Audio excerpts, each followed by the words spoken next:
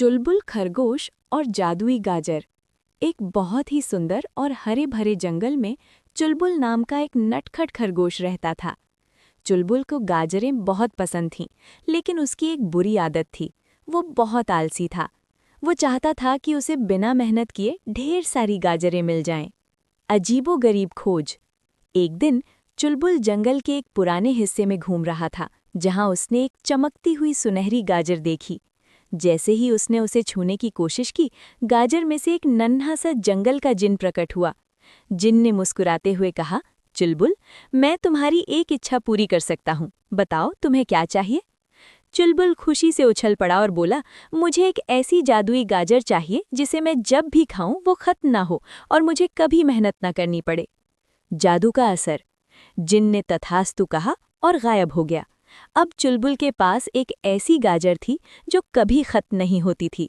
चुलबुल बहुत खुश था।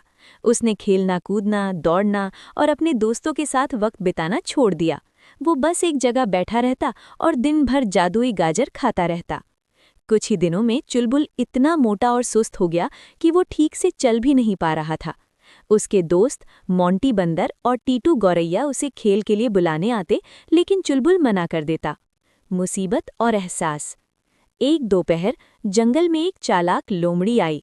उसने देखा कि मोटा चुलबुल एक जगह बैठा है और भाग भी नहीं सकता। लोमड़ी उसकी तरफ झपटी। चुलबुल ने भागने की कोशिश की, लेकिन उसके शरीर में ताकत ही नहीं थी।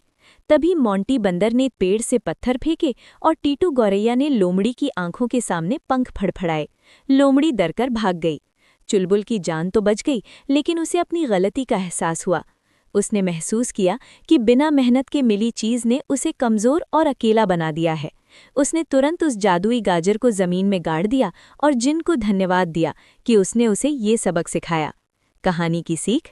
मेहनत का फल ही सबसे मीठा होता है। आलस्य हमारे शरीर और दिमाग दोनों को कमजोर बना देता है। अगर दोस्तों कहानी अच्छी लगी तो चैनल को सब्सक्राइब जरूर कीजिए।